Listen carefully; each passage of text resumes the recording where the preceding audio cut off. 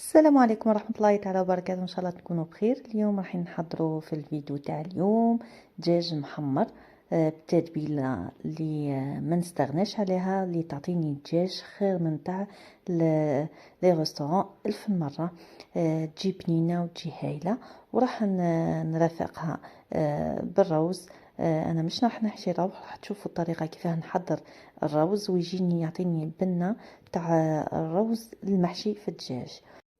ورايحه نتحصل على واحد لاصوص تاع الدجاج بلا ما نزيد لها ولا قطره تاع ما، كيما راكم تشوفوها باينه هايله، تجيكم بنينه بنينه. تابعوا الفيديو للاخير وراح نشوفوا الطريقه وكل الخطوات والتتبيله اللي راني جامي ما نستغنى عليها.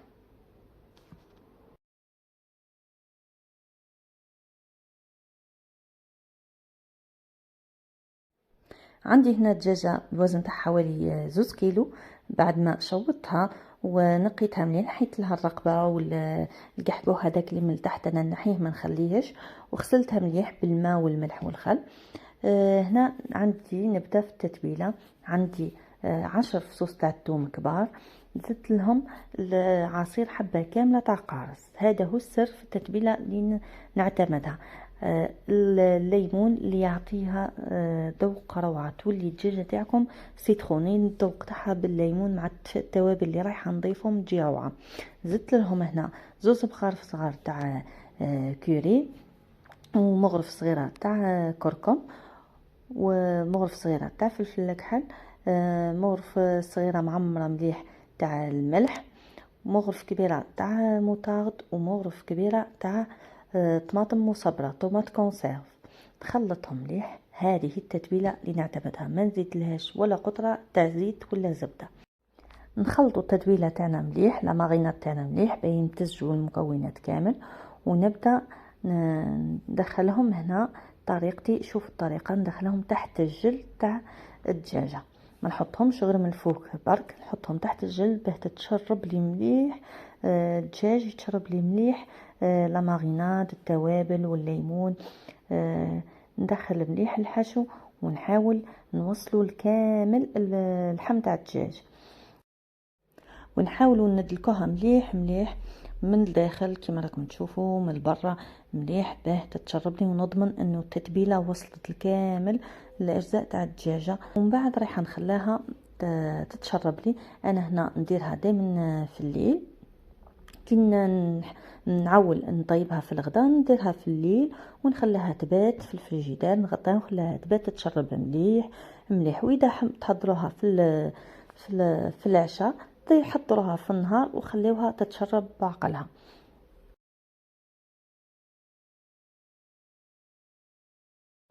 ونروح هنا نحضر الروز. عندي مغرف كبيره تاع زبده حطيتها تذوب، ما عندي كاس تاع ارز بسمتي، كاس تاع تاي. كل واحد ياخذ الكميه تاع الروز على حسب الافراد تاع العائله تاعو. نشل، بعد ما شللته مليح وغسلته نحطه مع الزبده، ورايحه نضيف له التتبيلات اللي درتهم في التتبيله تاع الدجاج. عندي مغرف صغيره تاع الكركم ومغرف صغيره تاع الكوري، نخلطهم مليح مليح. هنا الروز لازم تبقاو تحركوا فيه باه ما يلصق لكمش وباه يتشرب كامل الزبده. شوفوا الكركم واش عطاني اللون مليح. وهنا زدت له عندي زعتر، مغرف صغيره تاع زعتر، حكيتها ما بنيت وضفتها، ودرت له مغرف صغيره تاع فلفل كحل، ومغرف صغيره تاع ملح. نخلط مليح مليح الروز حتى وين يتشرب لي كامل هذيك الزبده. وريحه نضيف له هنا كاس ونص تاع الماء يكون سخون. هنا كما تعرفوا الارز بسمتي نديرو كل كاس تاع ارز بسمتي نديرو له 2 كيسان تاع ماء سخون. هنا لا، انا راح ندير غير كاس ونص، مش حابه الروز يطيب لي كامل، راح يكمل طيابه مع الدجاجه. هنا نخلط مليح، كي يبدا الماء يغلي نقلل عليه، نخليه واحد ربع ساعه يكون الروز طاب وشرب لي كامل هذاك الماء. هنا هاو الرز اللي وجدناه بعد ما برد، نخليه حتى يمرد. راح نضيف له هنا كميه صغيره نتاع لحم مرحي. هنا نضيف له شويه ملح شويه فلفل كحل، ونضيفه للروز هكا اخضر بعد. وعندي هنا شويه معدنوس وعندي شويه تاع فرماج بلون. نخلطهم مليح مع بعضهم. هنا لازم به ندخل مليح هذاك اللحم مرحي مع الروز. الروز راه متبل، اللحم مرحي زدت له شويه فلفل كحل وملح. نخلطهم مليح مليح هنا ونبدا ندير بيدي، نبدا نلمو بيدي. هذاك الفرماج هو اللي رايح يلم لي الروز. نخلطهم مليح مليح حتى تولي لي كيما العجينه. لم برك بالصوامع هكا، ندخل مليح كما راكم تشوفوا بهذه الطريقه اللحم مرحي والروز والفرماج. بعد ما عجنتهم ولميتهم نشكل حربوش كبير. هنا كنت حضرت بابي الومنيوم ودرت فوقه فيلم اليمونتير. نحط الحربوش، شكل حربوش بالسمك اللي نحبوه والطول اللي نحبوه. تحبوه طويل، تحبوه قصير، تحبوه عريض، تحبوه رقيق، كيما راكم تحبوا تشكلوه. المهم تغلفوه مليح بالفيلم اليمونتير وتزيروه مليح مليح، تسيريوه مليح به الروز يتلم في بعضه. كي يزيد يكمل الطيابو راح تزيد تكبر الحبه تاع الروز، تزير مليح يجينا متماسك، ما يجيش يتفتفت. نقفل هنا الفيلم اليمونتير من لي دو كوتي ونزيد نلفو بالبابي الومنيوم ونكونوا شكلنا الروز. وهنا نروحوا نطيبوه مع الدجاجه. هنا نجيب الدجاجه بعد ما باتت لي ليله كامله وتربط لي مليح التتبيله اللي درتها لها. اول حاجه نربطها هنا طريقه سهله، نحكموا زوز خيوط كبار. الاول نربطوه في الفخذ كما راكم تشوفوا بهذه الطريقه، والثاني كيف كيف نربطوه في الطرف تاع الفخذ الثاني. هنا الخيط راهو شو الخيط اللي يتباع اللي مخصص للدجاج محمر ولا للروطي جينيرالمون. وهنا نربطو بهاد نكروازيهم ونعكسهم بعضهم ونربطهم كيما راكم تشوفوا. طريقه سهله وتمتم تربطوه. هنا نلفها زوز خيوط، نعكسهم ونلفهم، نزيد نعكسهم ونلفهم قدام، ونزيد نطلع هذوك الجوانح. انا ما نحيتش هذوك الطروفه الصغار تاع الجنحات به يساعدوني به نحكم الدجاجه. هنا ونزيدو نلفوها ونربطوها، وهاي كملنا. طريقه سهله وتمتم تلفوها فيها الدجاجه به تجينا هنا دجاجه ملمومه، ما تجيش تجي حاكمه روحها.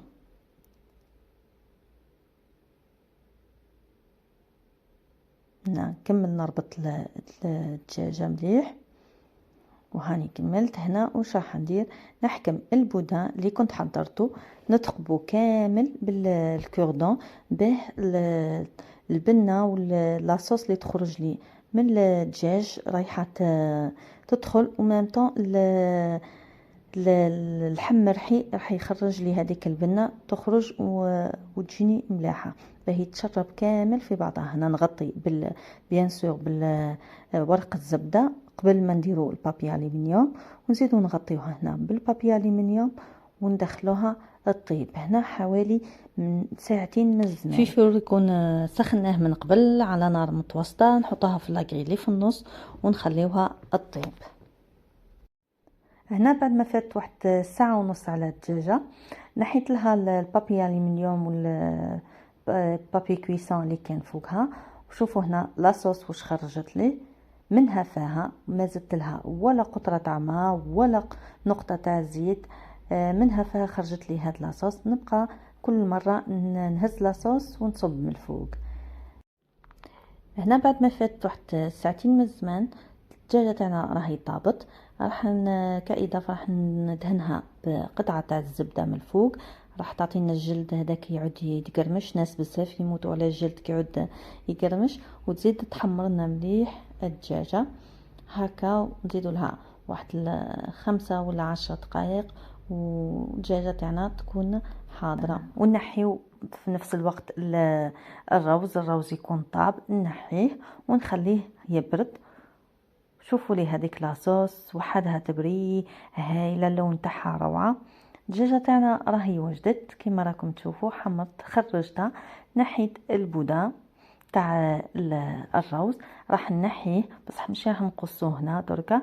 نحيلو البابي الومنيوم والفيلم اليمونتير. شوفوا هنا كيفاه راح حاكم روحو، بصح نخليوه حتى وين يبرد خلاص باه نقطعوه. لازم يبرد خلاص باه يبقى حاكم روحو. كون تقطعوه هو سخون راح يتفتت لكم. كيما راكم تشوفوا راهو مازالو سخون. خليه حتى يبرد باه نقطعو ونقدمو مع الدجاج.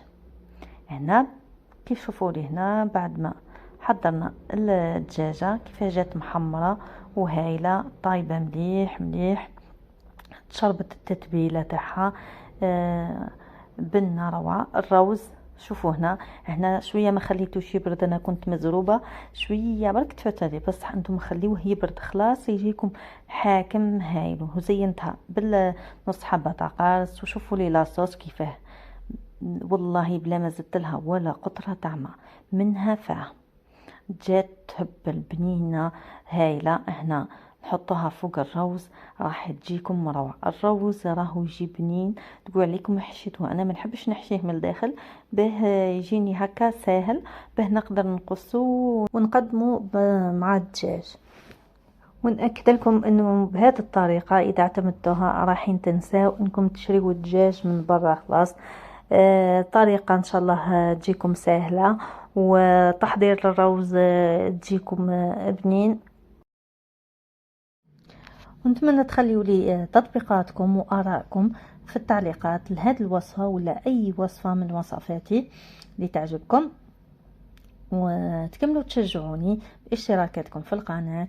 وإلى وصفة أخرى إن شاء الله. سلام.